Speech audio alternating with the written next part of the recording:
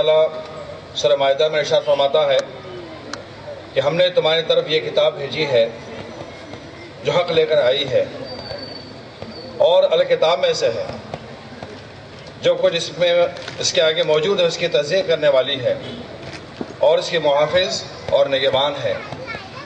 لہذا تم اللہ کے نازل کردہ قانون کے مطابق لوگوں کے معاملات کا فیصلہ کرو۔ ایک اور تقریر آپ سماعت فرمائیں گے، مسلم پرسنل لا، درپیش چیلنجز اور ہماری ذمہ داریاں۔ مقرر جناب عبدالوہاب پاریک صاحب، رکن مجلس عاملہ، آل انڈیا مسلم پرسنل لا بورڈ اور آل انڈیا مسلم مجلس مشاورت۔ الحمد للہ وحدہ، الصلاۃ والسلام علی من لا نبی بعدہ، الصلاۃ والسلام علی من جاء بالقرآن، الصلاۃ والسلام علی من ہدانا الی طریق مستقیم، اللہم صلی علی محمد عبدک ورسولک النبی الامی الکریم، اما بعد، وقال اللہ تعالی فی القرآن المجید، اعوذ باللہ من الشیطان الرجیم، بسم اللہ الرحمن الرحیم، ووصى بها ابراہیم بنیہ ویعقوب یا بنی ان اللہ اصطفى لکم الدین فلا تموتن الا وانتم مسلمون، صدق اللہ العظیم۔ آمنت بما انزل اللہ من کتاب۔ اللہ تعالیٰ نے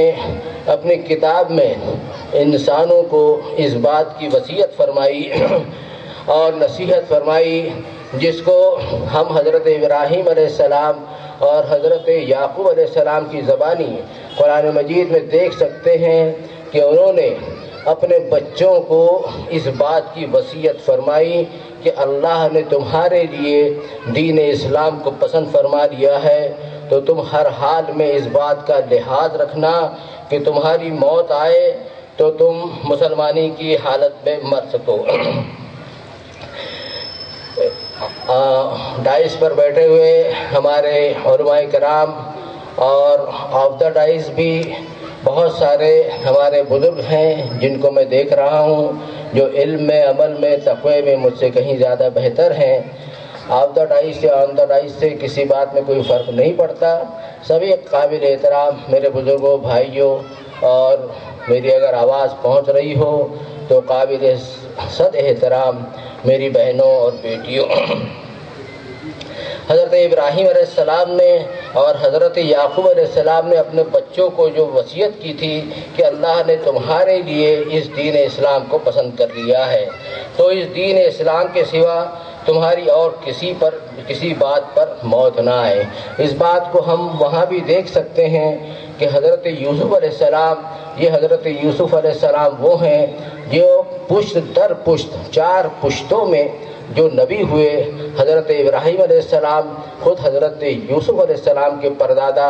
ان کے دادا حضرت اسحاق علیہ السلام، اور ان کے والد محترم حضرت یعقوب علیہ السلام، اور ان کے بیٹے حضرت یوسف علیہ السلام خود بھی اللہ کے عظیم الشان نبی ہیں۔ وہ یہ اپنے لیے دعا کرتے ہیں کہ فاطر السماوات والارض انت ولی فی الدنیا والآخرہ توفنی مسلما والحقنی بالصالحین۔ اے زمین اور آسمان کے پھیلانے والے، پیدا کرنے والے، تو ہی میرا ولی ہے، دنیا میں بھی اور آخرت میں بھی تو مجھے وفات دینا، تو حالت اسلام پر مجھے موت دینا، اور جب میرا مردہ تو کھڑا کرے تو مجھے تیرے صالحین بندوں میں شمار کرنا۔ میرے بھائیوں، یہ سبق ہے ہم کو کہ ہم خود اپنی موت کی فکر کریں۔ آل انڈیا مسلم پرسنل لا بورڈ یہ امت مسلمہ کو اللہ کی طرف سے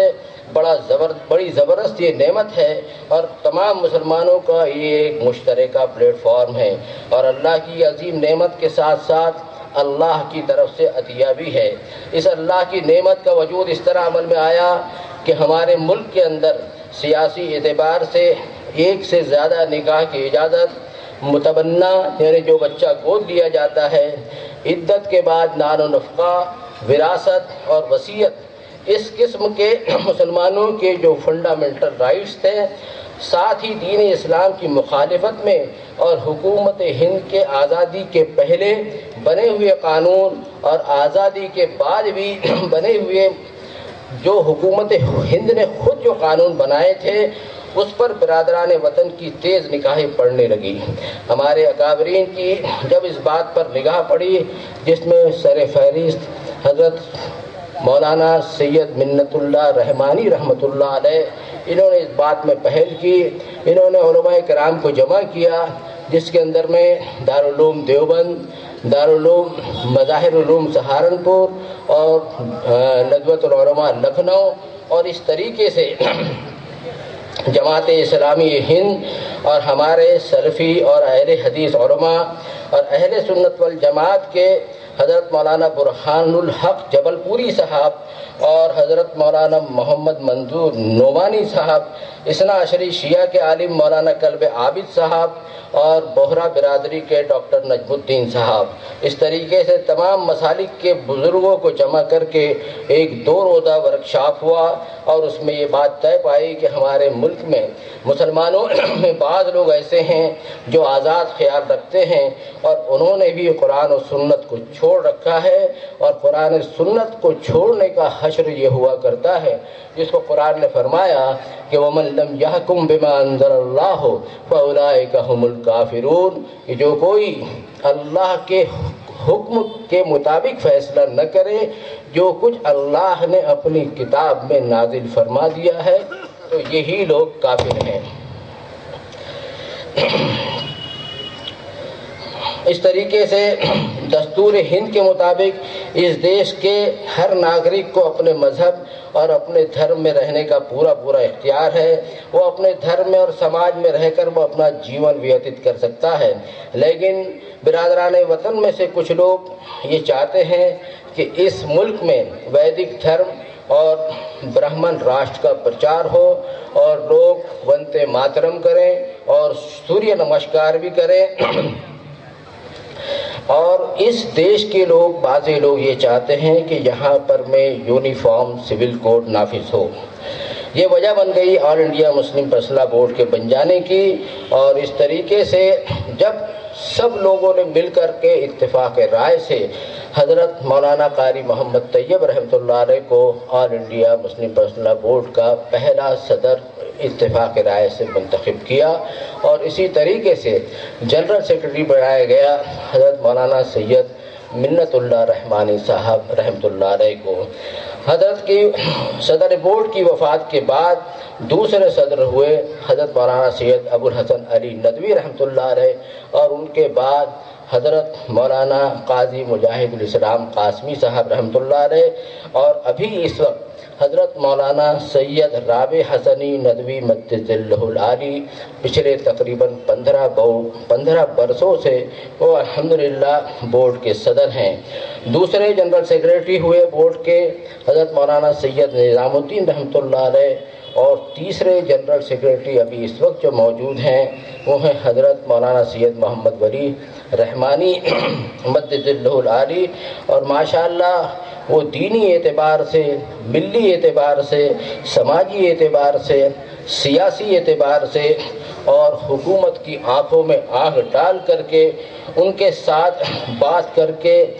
اہل ایمان کے درد کو شریعت کی روشنی میں بتلانے کا اور مدلل کر کے بتلانے کا وہ حوصلہ رکھتے ہیں۔ ساتھ ہی ان کے ساتھ آل انڈیا مسلم فیصلہ بورڈ کے نائب صدر ہیں جناب حضرت مولانا جلال الدین عمری صاحب، جو کہ جماعت اسلامی ہند کے صدر بھی ہیں، اور دوسرے نائب صدر ہیں حضرت مولانا سید قلب صادق صاحب۔ اسی طریقے سے سلفی برادری کے حضرت مولانا عبد الوہاب خلجی صاحب، اور اہل سنت والجماعت کے حضرت مولانا توقیر رضا صاحب، حضرت مولانا عبید اللہ خان اعظمی صاحب، جمعیت علماء ہند کے حضرت مولانا فضل الرحمان خان صاحب، اور دوسرے ایک ہیں نیاز احمد فاروقی صاحب، اور اس طریقے سے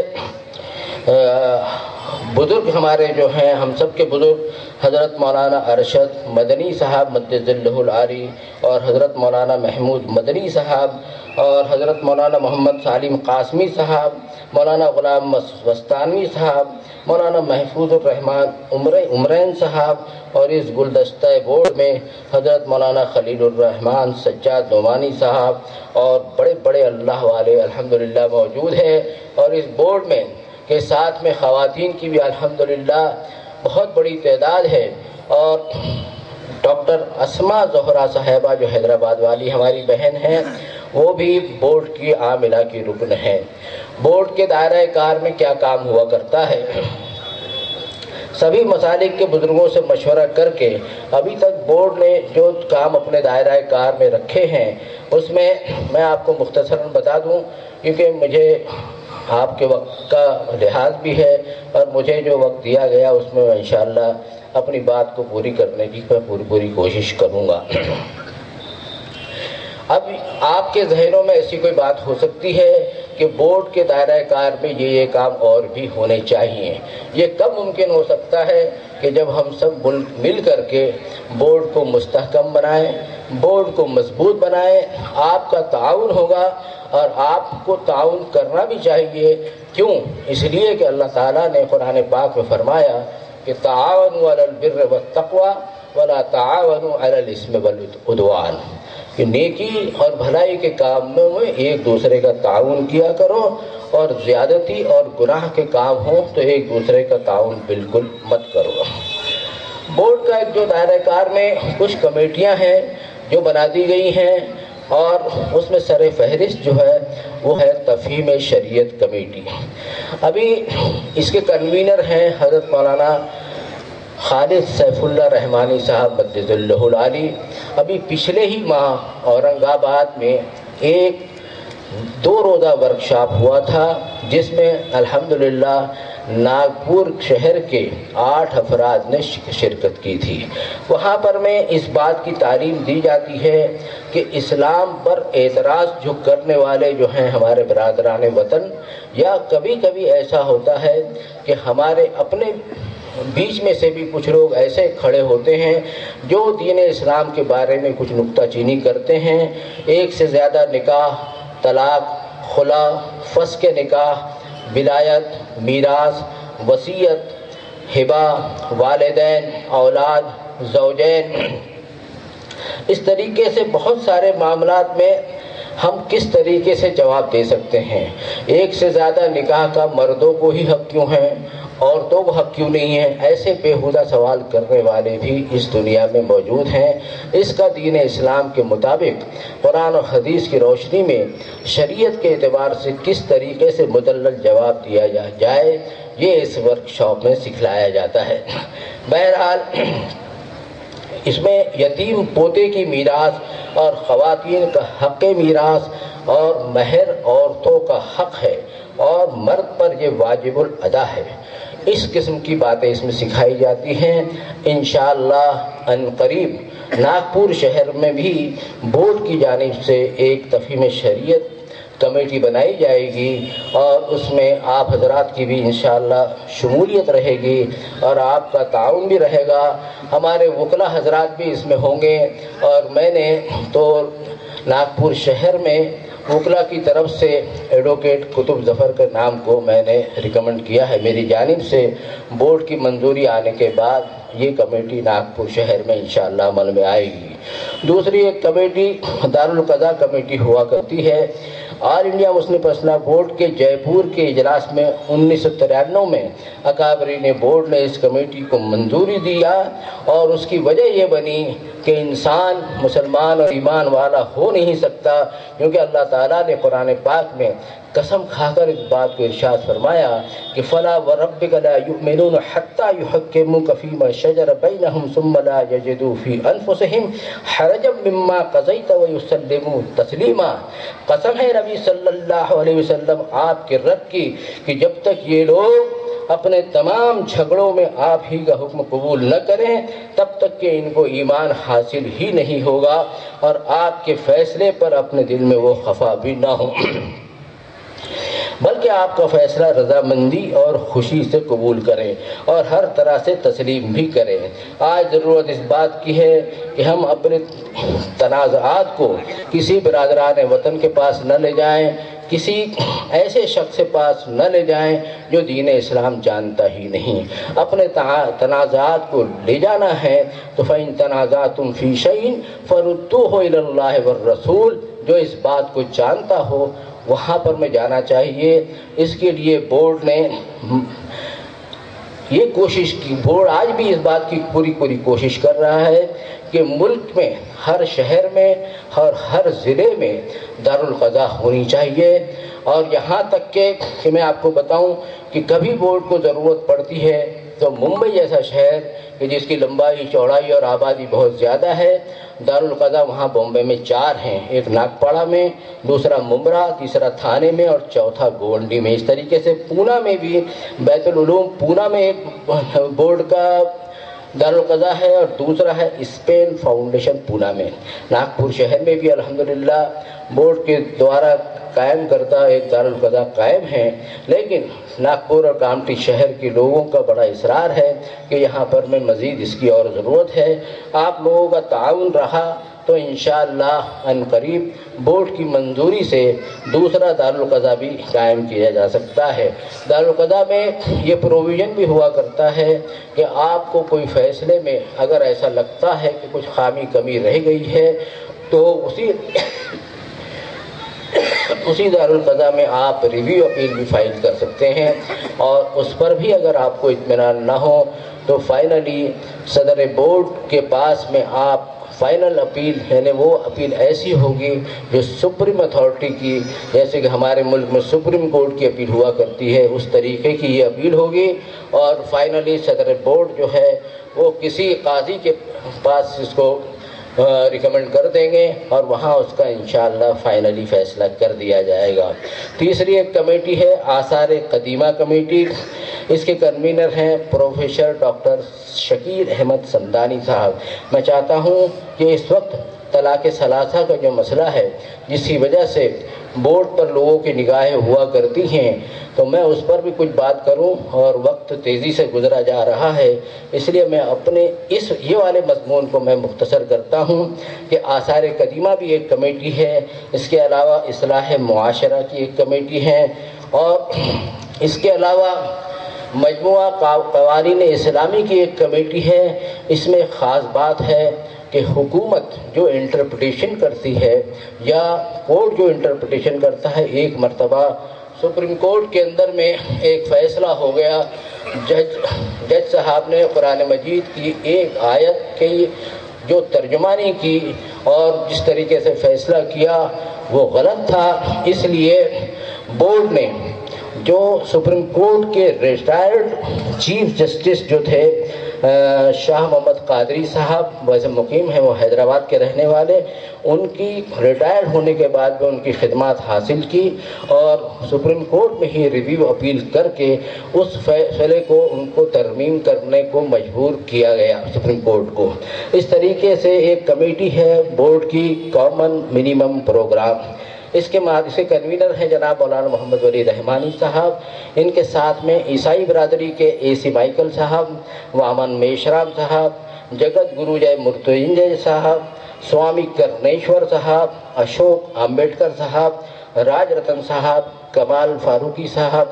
دلتوں کی تنظیم بام سے اور بھارتیہ مکتی مورچہ اور عیسائی برادری کے لوگ، سکھ مت کے لوگ، لنگایت سماج کے لوگ اور ایس سی اور ایس ٹی کے لوگ۔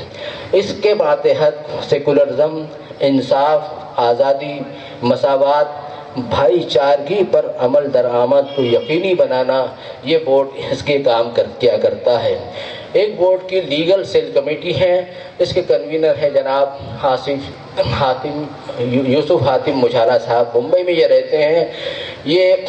آل India Muslim personal law board کے لیگل سیل کمیٹی کے کنوینر ہیں۔ بورڈ یہ چاہتا ہے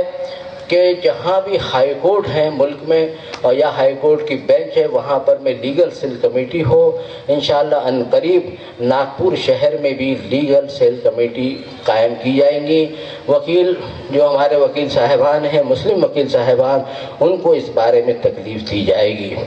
ایک 9ویں کمیٹی ہے تحفظ شریعت کمیٹی برائے خواتین۔ اس کمیٹی کی کنوینر ہیں بورڈ کی جانب سے پورے ملک کے لیے ڈاکٹر اسما زہرا صاحبہ۔ یہ ہماری بہن پورے ملک میں کام کرتی ہیں اور انہوں نے خواتین کی ایک ونگ قائم کر رکھی ہے اور اس کا نام رکھا ہے انہوں نے all India Muslim women helpline. اس کا ٹول فری کال سینٹر بھی ہے، اس کا نمبر آپ مجھ سے لے سکتے ہیں، ابھی لکھنا چاہیں تو بھی لکھ لیں 180010028426۔ اس میں آپ اردو میں، انگریزی میں، تمل، بنگالی، تیلگو، ملیالی اور کنڑ، ان 7 زبانوں میں یہاں پر بات کی جا سکتی ہے اور بہنیں اپنے مسائل کو وہاں رکھ سکتی ہیں۔ اب میں آتا ہوں اپنی اس بات کو جو میں آپ کو بتانے جا رہا تھا کہ یہ جو طلاق ثلاثہ کا مسئلہ کھڑا ہوا پورے ملک میں اور آپ لوگوں کو دستخط مہم میں حصہ لینا پڑا، میں All India Muslim personal law Board کا ایک خادم ہونے کی حیثیت سے آپ تمام حضرات کا مشکور ہوں کہ آپ نے مکمل طریقے سے تو نہ صحیح لیکن کسی حد تک کہ آپ نے بڑی محنت کی اور بڑا تعاون کیا۔ اللہ تعالیٰ آپ کو اس کے بہترین بدلہ عطا فرمائے، اللہ آپ کو جزائے خیر عطا فرمائے۔ آپ کی اس دستخط مہم کو، آپ کے لیے یہ خبر ہے کہ president of India, prime minister of India, حکومت ہند، لا منسٹر، لا کمیشن کے پاس میں آپ کی دستخط اور آپ کا اعتراض الحمدللہ پہنچا دیا گیا ہے۔ میں طلاق ثلاثہ کی بات عرض کر رہا تھا کہ اسلامی طریقے سے طلاق کس طرح دی جاتی ہے، یہ طریقہ عام طور پر لوگوں کو معلوم نہیں۔ اچھے دیندار گھرانوں پر سے بھی میں بات کرتا ہوں تو وہ بتا ہی نہیں پاتے کہ طلاق کیسے دی جاتی ہے، لوگ فٹافٹ 3 طلاق دے دیتے ہیں اور نکل جاتے ہیں۔ یہ غیر اسلامی طریقہ ہے، یہ ناجائز ہے، یہ اللہ کا غضب بلانے والی بات ہے۔ 3 طلاق یکمشت دینا، میں ابھی طریقہ بتاؤں گا تو آپ سے میں یہ گزارش کرتا ہوں کہ گھر جا کر کے عمل شروع مت کر دینا کہ طلاق کا پروویژن اسٹارٹ کر دو، یہ کرنے کی ضرورت نہیں ہے۔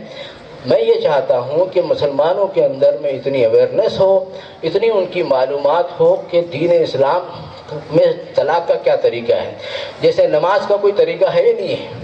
نماز پڑھنے کے لیے کچھ لوازمات، کچھ ضروریات بھی ہیں کہ نہیں ہیں۔ روزے کا رکھنے کا کوئی طریقہ ہوتا ہے، زکوٰۃ ادا کرنے کا کوئی طریقہ ہوتا ہے، تو کیا دین اسلام میں طلاق دینے کا کوئی طریقہ نہیں ہوتا؟ میں آپ کو یہ بات بتا رہا ہوں کہ دیکھیے دین اسلام مکمل ہے۔ الیوم اکملت لکم دینکم واتممت علیکم نعمتی ورضیت لکم الاسلام دینا۔ آج کے دن ہم نے تمہارے لیے اس دین کو مکمل کر دیا اور اپنی نعمتوں کو تم پر پورا کر دیا اور دین اسلام پر ہم تم سے راضی ہو گئے۔ اللہ کے نزدیک پسندیدہ دین ان الدین عند اللہ الاسلام، دین اسلام ہے۔ دین اسلام جو ہے اس کے اندر میں ایک حدیث شریف جو میں نے مشکات میں پڑھی الحمدللہ، میں حوالے کے ساتھ عرض کرتا ہوں، اس بات کا خاص خیال رکھو کہ حدیث شریف کا مفہوم یہ ہے کہ حلال چیزوں میں اللہ کے نزدیک سب سے ناپسند چیز طلاق ہے۔ اس بات کا خاص لحاظ رکھا جائے، بلا وجہ طلاق کا دینا اللہ کے غضب کو دعوت دینا ہے۔ نمبر 3، رسول اللہ صلی اللہ علیہ وسلم کی موجودگی میں ایک صحابی رسول صلی اللہ علیہ وسلم نے اپنی زوجہ کو 3 طلاقیں ایک ساتھ دے دی۔ یہ میں نے لیا ہے، اس کا حوالہ ہے سنن نسائی سے میں نے لیا ہے، یہ حدیث کی کتاب میں موجود ہے کہ 3 طلاقیں اکٹھی دے دی۔ اب اللہ کے رسول صلی اللہ علیہ وسلم کو جب بتایا گیا تو اللہ کے رسول صلی اللہ علیہ وسلم کا چہرہ مبارک سرخ ہو گیا، آپ غصہ ہو گئے، ناراض ہو گئے، اور آپ نے کہا کہ تمہارے درمیان اللہ کا رسول موجود ہے اور تم اللہ کی کتاب کی آیتوں سے مذاق کرتے ہو۔ یہ بات سن کر کے ایک دوسرے صحابی رسول کھڑے ہو گئے اور انہوں نے کہا کہ اس 3 طلاق دینے والے صحابی کو میں قتل کر دیتا ہوں۔ قتل کر دینے کے لیے تو آپ صلی اللہ علیہ وسلم نے منع فرما دیا، لیکن آپ صلی اللہ علیہ وسلم کو بہت ہی اس بات سے رنج ہوا۔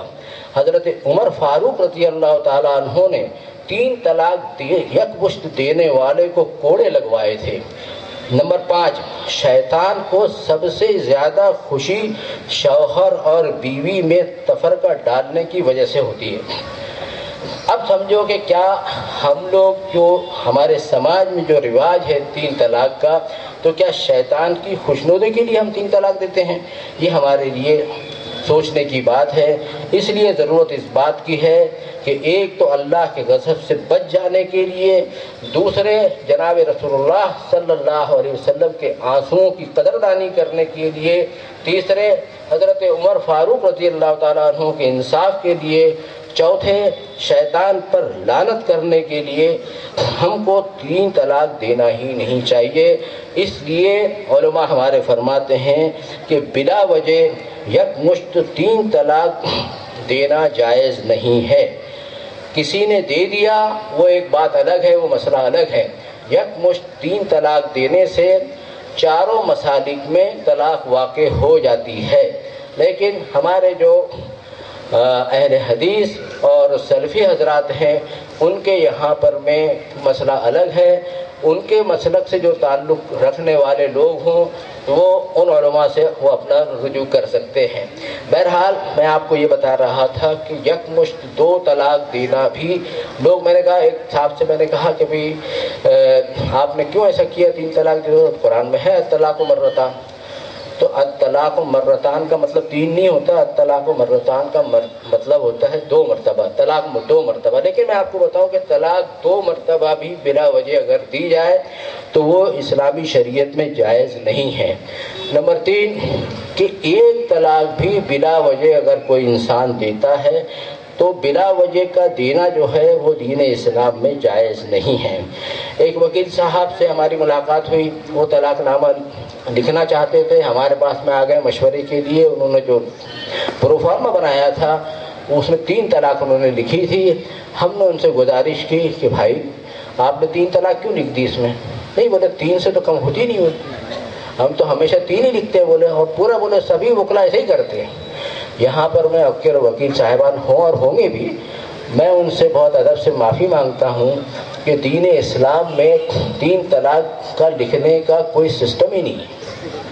آپ اس بات کو سمجھ لیں۔ میں نے ان کو بہت سمجھایا، میری بات تو ان کو سمجھ، میری جیسے جاہل آدمی کی بات کیا پلے پڑتی، لیکن جب میں نے قرآن اور حدیث کی اور اسلامی شریعت کی بات کی تو مان گئے وہ۔ ان کے ماننے کا اثر یہ ہوا کہ 10 مہینے بعد وہ خود میرے آفس میں تشریف لائے اور انہوں نے یہ کہا کہ بھائی آپ نے اس دن جو 1 طلاق کروائی تھی،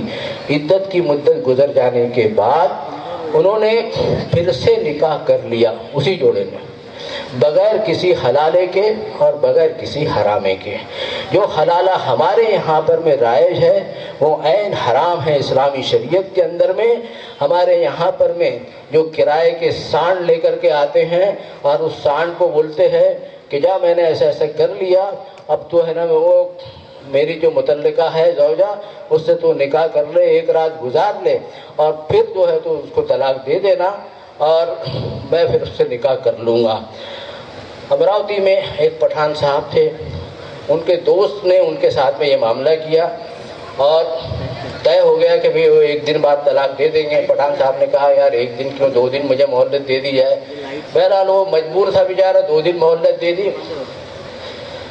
پٹھان صاحب جو ہے چلے گئے، تو پٹھان صاحب امراوتی سے غائب ہو گئے۔ انہوں نے بعد میں جو آنا ہی مناسب نہیں سمجھا اور انہوں نے اس کو نہیں رکھا۔ خیر بہرحال میں آپ کو بتا دوں کہ دیکھیے قرآن مجید میں جو اس کا سسٹم بتایا گیا ہے وہ اس طریقے سے ہے کہ واللاتی تخافون نشوزہن فعظوہن، یہ ایک پہلی اسٹیج ہوا کرتی ہے کہ پہلے انسان وعظ اور نصیحت کر کے سمجھائے۔ اس کی دوسری اسٹیج ہوتی ہے وہجروہن فی المضاجع، یعنی شوہر جو ہے اپنا بستر چھوڑ دے اور وہ باہر رہنے لگے۔ تیسری اسٹیج ہوتی ہے وَاضْرِبُوهُنَّ، یعنی اس کو متنبہ کرے، وارننگ دے کہ بھی دیکھو اگر تم نے ایسا کیا، میری بات نہیں مانی اور تم ایسا ہی تم مجھ سے لڑتی جھگڑتی رہی تو میں تم کو اپنے سے الگ کر دوں گا۔ اس طریقے سے وارننگ دے، اور وہ بات نہیں مانتی ہے تو پھر حکم ہے ابھی بھی طلاق نہیں دینی ہے، بلکہ فرمایا کہ فَبَعْثُوا حَكَمًا مِّنْ أَهْلِهِ وَحَكَمًا مِّنْ أَهْلِهَا، کہ بھئی مرد کی طرف سے ایک منصف ہو اور حکم ہو اور عورت کی طرف سے بھی ہو، اور ان کو بھی ہے نا اس بات کو کا پابند کیا گیا کہ یرید اصلاح یوفق اللہ بینہما، کہ وہ دونوں حکم بھی جو ہیں ان کی موافقت کرانے کی کوشش کرے، نہ کہ طلاق کرانے کی۔ ان اللہ کان علیما خبیرا، اگر تم نے کوئی چال بازی کی تو اس بات کا خیال رکھنا کہ اللہ تعالیٰ کو اس کی بات کی خوب خبر ہے۔ اب اس طریقے سے اگر پھر بھی بات نہیں بنتی ہے تو اب بھی طلاق نہیں دینا ہے۔ دین اسلام طلاق کو روکنے کا انتظام کرتا ہے، طلاق فٹافٹ دینے کا انتظام دین اسلام میں موجود نہیں ہے، اس بات کو آپ نوٹ کریں۔ طلاق ابھی بھی وہ نہ دے، بلکہ وہ جب اس بات کو طے کر لے کہ بھئی مجھے اپنی بیوی کے ساتھ میں گزران ہوتا ہی نہیں ہے، تو پھر وہ ایک طلاق دینے کا ارادہ کرے لیکن طلاق نہ دے۔ پہلے اس کو یہ دیکھنا ہوگا کہ آیا اس کی بیوی پریگننٹ ہے یا نہیں ہے۔ اگر حاملہ عورت ہے تو وہ طلاق نہیں دے سکتا۔ اگر وہ عورت اس کی ایام حیض میں ہے تو حدیث شریف میں آتا ہے کہ ایام حیض میں طلاق نہیں دینا، یہ اللہ کے رسول صلی اللہ علیہ وسلم کا حکم ہے، اور اگر اس حکم کی پابندی نہیں کی گئی، اللہ کے رسول صلی اللہ علیہ وسلم کا اس بات آپ خیال رکھیں کہ اللہ کے رسول صلی اللہ علیہ وسلم کا حکم فرض ہوا کرتا ہے، وہ کوئی نفل چیز نہیں ہے کہ بھئی مسلمان کچھ بھی کرے۔ مسلمانوں کو جناب رسول اللہ صلی اللہ علیہ وسلم کی اطاعت کرنا ان پر لازم اور فرض ہے۔ ایام عدت گزارنے کے لیے عورت کو گھر میں ہی رکھنا چاہیے، فٹافٹ 3 طلاق دے کر کے عورت کو رخصت کرنے کا دین اسلام کا مزاج نہیں ہے۔ عورت اسی گھر میں رہے، بن سور کر رہے، تاکہ اس کے شوہر کو اس کی طرف وہ مائل ہو۔ اگر وہ عدت کی مدت میں اگر اس کے شوہر نے رجوع کر لیا تو اچھی بات ہے، عدت کی مدت میں رجوع نہیں کیا، عدت کی مدت گزر گئی تو اس کے بعد میں پھر دونوں چاہیں تو پھر سے دوبارہ نکاح کر سکتے ہیں۔ یہ ان کا دوسرا نکاح ہوگا۔ میرا وقت پورا ہو رہا ہے، ورنہ میں آپ کو بتاتا کہ دین اسلام کے اندر میں ایسا پروویژن موجود ہے کہ ایک شخص اپنی بیوی سے اپنی پوری زندگی میں اگر قرآن اور حدیث کے مطابق وہ کام کرتا ہے تو وہ 3 مرتبہ نکاح کر سکتا ہے بغیر کسی حلالے کے اور بغیر کسی حرامے کے۔ میں بعض وقت یہ بات کہتا ہوں تو اچھے دیندار لوگ جو ہے وہ اوپر نیچے دیکھنا شروع کرتے ہیں کہ یہ کس طریقے سے ہوتا ہے۔ میرے پاس وقت نہیں ہے ورنہ میں آپ کو بتاتا۔ بہرحال میں آپ کو ایک آخری بات آپ سے ریکویسٹ کرنے جا رہا ہوں کہ ہمارے یہاں کے دانشوران ملت بہت سارے نے مل کر کے جب مجھ سے بات کہی کہ آل انڈیا مسلم پرسنل بورڈ کا کوئی جلسہ ناگپور میں بھی ہونا چاہیے، ہم نے بورڈ سے درخواست کی ہے، اور میں امید کرتا ہوں کہ آپ تمام حضرات کا بھی انشاءاللہ تعاون رہے گا، اور اللہ تعالیٰ آپ کو جزائے خیر عطا فرمائے۔ اللہم من احییتہ فاحیہ علی الاسلام ومن توفیتہ منا فتوفہ علی الایمان، وآخر دعوانا الحمدللہ رب العالمین۔